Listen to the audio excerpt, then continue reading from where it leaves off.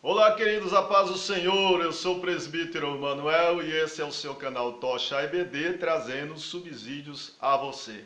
Nós queremos agradecer aos queridos irmãos pastores, aos professores, aos superintendentes e a todos os irmãos que já têm se inscrito nesse canal para receber também as notificações. Se você ainda não se inscreveu, aproveite agora. Está escrito aí embaixo em vermelho inscrever, você clica aí, também tem um sininho para você adquirir as notificações, você clica, também pode clicar também no joinha, no gostei, e vamos então a mais uma aula da Escola Bíblica Dominical. Nós estamos comentando nesse primeiro trimestre as lições desta revista da Sala dos Adultos, desse primeiro trimestre. O título é Batalha Espiritual, o Povo de Deus e a Guerra contra as Potestades do Mal. Já estamos então na aula de número 12.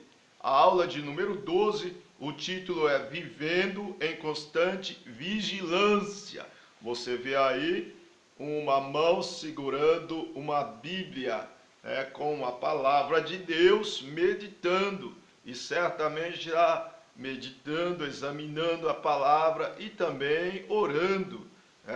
Então, dando continuidade à lição, os irmãos aí já peguem aí a sua Bíblia, a revista da Escola Bíblica Dominical, também já pegue a caneta, o bloco de notas, para estar anotando as referências, alguns subsídios adicionais à lição que será abordada aí no próximo domingo, 24 de março agora. Mas é muito importante estar em família, começando o domingo pela manhã em família, na casa do Senhor e aprendendo a palavra do Senhor. Nós vemos aqui o texto áureo: vigiai, está firme na fé, portai-vos varonilmente e fortalecei-vos. 1 Coríntios capítulo 16, versículo 13. Verdade prática: a vigilância na fé cristã significa permanecer acordado quanto à vinda de Cristo, atento no zelo e não se afastar de Jesus e perseverar na cautela contra os falsos profetas. A leitura bíblica em classe está no Evangelho de Mateus, Evangelho de Jesus segundo escreveu Mateus, capítulo 16, versículos 31 a 36 a 41. Então é Mateus 26, 36 a 41. Dando continuidade ao estudo sobre batalha espiritual, nós vamos então abordar nesta aula referente ao tema sobre vigilância, a importância de vigilância no dia a dia do cristão. Então é muito importante que os irmãos fiquem conosco até o final e vamos então a comentar o significado de vigilância. A definição então de vigilância para se aplicar nesta aula está bem relacionado à diligência, à prudência, à concentração, a estar alerta e com cautela, e ela aparece na Bíblia também como sinal de alerta para a igreja de Cristo, Então, no subponto de número 1, vigiar, estar alerta. Essa palavra no grego é gregório, no sentido de estar alerta a tudo em torno de si, nos perigos que norteia o cristão. No Novo Testamento, estar alerta aparece 22 vezes, advertendo a igreja no sentido escatológico, que é doutrina das últimas coisas, ou doutrina das coisas que hão de vir, conforme Mateus capítulo 24, versículo 42 e 43, também Mateus 25, 13. Como nós vemos aí na leitura bíblica em classe, de Mateus 26, 31, 36 a 41, Jesus estava no Getsêmani, com os discípulos. Ele estava orando. Os discípulos foram convidados por Jesus para ir orar. Enquanto Jesus estava orando um pouco mais distante, voltou até os discípulos e os discípulos estavam então dormindo. E aí nós podemos extrair algumas lições, né? Por exemplo, o dever de orar não é só para o líder ou pastor, mas para todos, né? Para orar em família, para orar só, para orar com a igreja em comunhão com os irmãos. Então nós temos aí uma série de referências bíblicas, né? Então nós também devemos orar por todos, para todos e por todos, mas temos que estar sempre orando. Subponto de número 2 é vigiar, cuidar e guardar. Nós temos aí o verbo grego apinel, que aparece acordado, né? Dá sentido de manter acordado, vigiar, guardar, cuidar. Só aparece 4 vezes no Novo Testamento, no qual 2 delas no sentido escatológico do sermão profético, conforme Marcos capítulo 13, versículo 33 e Lucas 21, 36. O vocábulo é usado para indicar vigilância nas orações e súplica, conforme Efésios 6, 18, e apresenta ainda a ideia de cuidar e velar, né? Obedecei os vossos pastores e sujeitai-vos a eles, porque velam por nossas almas. Nós entendemos então, conforme esse ponto, e nesse sentido aí, que dá a ideia também de tanto cuidar como guardar no sentido de proteção, de proteger.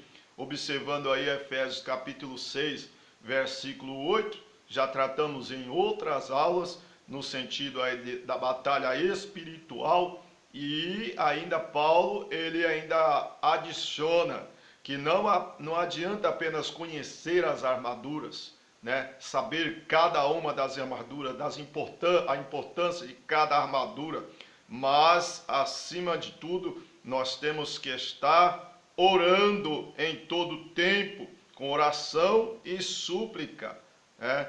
E Hebreus capítulo 6, versículo 17, Paulo então ele menciona sobre o dever de orar pelos pastores, né? Orar pelos líderes, pelas autoridades, no sentido de cuidar dos pastores, né? Então eu devo orar, né? Orar para guardar a minha fé, orar por mim mesmo, pela minha vida espiritual, né? Apocalipse 3, versículo 11, guarda o que tens, para que ninguém tome a tua coroa. Nós temos que ter algo, o Senhor depositou algo em nosso coração, o Espírito Santo está sobre nossa vida, temos que estar cheio, não devemos estar vazio, não devemos apresentar ao Senhor vazio, né? Temos que ter uma vida de oração, orar sem cessar. Mateus 25, versículo 4, Jesus falando sobre as virgens, tinha as loucas, 5 loucas e 5 prudentes. As prudentes, portanto, elas estavam com o vaso de azeite, com azeite. Elas estavam com azeite nas suas vasilhas, não era vaso, eram suas vasilhas que a Bíblia menciona.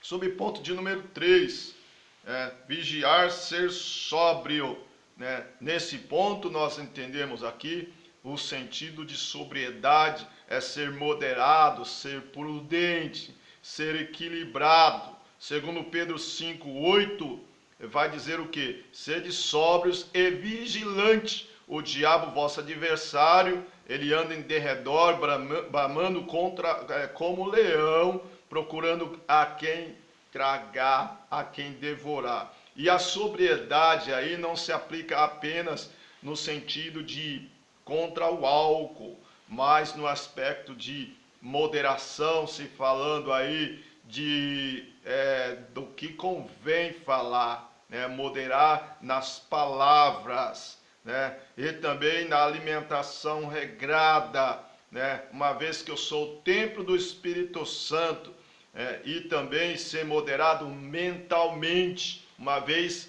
que eu tenho a mente de Cristo. Paulo, ele ensina aos irmãos de Filipos, Filipenses capítulo 4, versículo 5, seja a vossa moderação conhecida por todos os homens. Então, a moderação, uma vida moderada, ela está ligada também ao caráter do cristão. Ponto de número 2. Jesus no Getsemane. Nós observamos que Jesus, depois que ele instituiu a ceia do Senhor, ele seguiu com os discípulos para o jardim do Getsemane. Convidou-os para orar, no qual o Senhor ele pede ao Pai 3 vezes que passasse dele o cálice. Que cálice é esse? Vamos estar então aprendendo aí, dando a continuidade, uma série de lições. Então Jesus estava lá no Getsemane. Esse ponto que nós vamos abordar está subdividido em 3 partes, sendo ele, o lugar do Getsemane, também a angústia de Jesus, e o terceiro ponto nós vamos tratar também do cálice. O Getsemane. O Getsemane é uma palavra em aramaico que significa prensa de azeite. O jardim do Getsemane, ela está localizado entre o Monte das Oliveiras, aí também no Getsemane foi o local onde Jesus ele se reunia com seus discípulos. Ali também, em oração, no texto em que nós, da leitura bíblica em classe, Jesus então sentiu a agonia, da crucificação, e também ele, antes de ir ao Calvário, ele passa a noite ali no jardim do Getsemane. João capítulo 18, versículo 2. E lá no Getsemane, Jesus vence a maior batalha em oração. Nós temos que ter o momento do Getsemane, mas temos que perseverar em oração. Virar o momento da angústia, o momento mau, o dia difícil, mas nós temos que vencer em oração. Essa é a aplicação que nós tiramos para este ponto. Subponto de número 2, a angústia de Jesus. Jesus, no seu ministério terreno, ele sabia do que havia de vir, ele estava com o Pai. João 3,16, porque Deus amou o mundo de tal maneira que deu seu Filho unigênito para que todo aquele que nele crê não pereça, mas tenha vida eterna. João capítulo 1, versículo 29, o João Batista pregando no deserto da Judéia, batizando as pessoas, o batismo do arrependimento, vê Jesus e aponta, eis o Cordeiro de Deus que tira o pecado do mundo. Jesus, então, é o Cordeiro sacrificial, conforme Isaías 53. Você pode estar lendo todo o texto que vai estar falando sobre o processo do Cordeiro até o matadouro, referindo aí a uma profecia de Jesus, o Cordeiro de Deus, e o que Jesus, o processo que Jesus havia de passar por nós. Evangelho de João, capítulo 10, versículos 17 e 18, diz, por isso que o Pai me ama, Deus, porque dou minha vida para tornar a tomá-la. Ninguém tira de mim, mas eu mesmo a dou. Tenho poder para dar e tenho poder para tomar. Jesus, ele tem todo o poder. Ele foi oferecido, em nosso lugar, e no Getsemane ele sente angústia, ele sente angustiado, ele está sentindo aí o peso do pecado da humanidade, as culpas que ele, as nossas culpas, então ele também se esvazia da glória de Deus, não estava com medo da morte, conforme Mateus 26, 37 e 38. Mas ele sabia desde o princípio que o pecado faz divisão entre Deus e o homem, E Deus, ele abomina o pecado, mas ele ama o pecador. E como Jesus estava sentindo aí o fardo do pecado da humanidade, ele temia que Deus se afastasse dele, conforme Paulo menciona aí a igreja de Coríntios, em 2 Coríntios capítulo 5, 21. O Senhor sabia que esse processo também fazia parte do projeto de Deus para salvação de toda a humanidade. Já dando continuidade aí ao ponto de número 3, sobre o cálice. A expressão cálice de Mateus 24, 39 refere ao cálice da ira de Deus, conforme Mateus 24, 46, 24, 39, e indo um pouco adiante, prostou-se sobre o seu rosto, orando, dizendo: meu Pai, se é possível, passa de mim esse cálice, todavia não seja como eu quero, mas como tu queres. O salmista já profetizava sobre esse processo de Jesus, né? Quando em Salmos 22, 1 diz: Deus meu, por que me desamparaste? Também Salmos 57, versículo 8, refere sobre o cálice da ira de Deus contra o pecado da humanidade.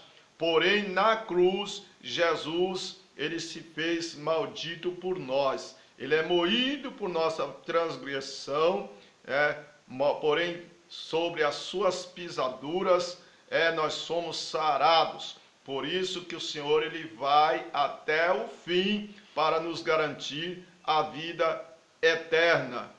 No ponto de número 3, a exortação à vigilância. Já vimos aí nos pontos anteriores sobre as definições, os sinônimos aí bíblicos sobre a vigilância. Agora, chegando ao final, nós vamos aprender em outros contextos, em outros pontos aqui. Agora nós vamos abordar no contexto escatológico. Muito bem. A igreja do Senhor, ela deve estar atento à vinda do Senhor, uma vez que Jesus, ele já advertia ao povo, falando em parábola, falando também, preparando o povo sobre a sua vinda. Agora nós vemos nesse contexto que vamos estar tratando, né? Porque Jesus, ele cumpriu a sua missão como Filho de Deus, conforme Mateus 24, 36 e Marcos 13, 32, e disse também que iria buscar a sua igreja, né? E a sua vinda está próxima. Na primeira fase, ele virá arrebatar a sua igreja, conforme 1 Tessalonicenses, capítulo 4, versículo 17, né? Ele virá nos ares e a igreja, essa igreja da graça, a igreja da sexta dispensação, que é a dispensação da graça, é a igreja do arrebatamento, e ela deve estar aguardando o noivo pura. Na segunda fase, será após a tribulação, a grande tribulação, conforme Mateus capítulo 24, versículos 29 e 30, em que ele pisará no Monte das Oliveiras, e também em Zacarias capítulo 14, verso 4, destruirá os incrédulos, conforme também Mateus 25, 41 a 46. Dando continuidade ao subponto de número 2, aplicação aí acerca da vigilância na vida cristã. Nós já vimos no início desse vídeo, né, que a vida cristã, ela é necessário, é muito importante estar vigilante, guardando a palavra, guardando a fé, obedecendo ao Senhor e estar sempre orando. E também sóbrio, conforme 1 Pedro 5,8. Somos fiéis né, somos chamados aí pelo Senhor como fiéis, como sal e luz do mundo, né? A noiva ela é pura, né? Somos também membros de Cristo e nós temos que valorizar também o alto preço da salvação que Cristo pagou por nós. Dando continuidade, finalizando já, vigiar e orar. Conforme Mateus 26, 41, a oração e a vigilância está lado a lado. Então, o crente, então, ele vence as tentações através da oração, né? Mas também ele tem que estar vigilante em todo o tempo. Mateus 26, 40 e Marcos 13, 13, Jesus não apenas ensina, né, sobre oração durante todo o ministério, mas também ele ora, ele fala com o Pai, ele tem essa comunicação com o Pai. E na vida do cristão é muito importante, é fundamental orar, mas temos que também orar para falar com o Pai, para suplicar, orar intercedendo, e há uma série de lições sobre oração e seus resultados, né? Mas nós temos que guardar a palavra de Deus em nosso coração e também perseverar, também aguardando as promessas do Senhor, estando sempre em vigilância. O espírito e a carne, quando o Senhor Jesus ele falou que o espírito está pronto, mas a carne é fraca, conforme Mateus 26, 41, na parte B, ele refere à fragilidade humana, observando aí que os discípulos estavam enfadados, chegaram a dormir. Quem vive na carne não pode agradar a Deus, conforme Gálatas 5:17. A carne, ela se inclina para as coisas da carne. O pecado, a natureza carnal, incluindo as necessidades físicas e emocionais. Porém, o salvo em Cristo, ele deixou as coisas velhas, as coisas do velho homem, ele sepultou o velho homem e o pecado. Ele agora agrada a Deus, ele é guiado pelo Espírito, ele é chamado de Filho de Deus, conforme Romanos 16, 18, o mesmo Espírito testifica com o nosso Espírito que somos filhos de Deus. E o Espírito Santo agora é que nos fortalece, é que nos guia, é que nos direciona, Ele está conectado, o crente agora está conectado, o seu espírito com o Espírito Santo, Então, assim como Jesus ele venceu essas batalhas, todas as batalhas, em Cristo Jesus, nós somos muito mais do que vencedores. Que Deus abençoe e até a próxima aula.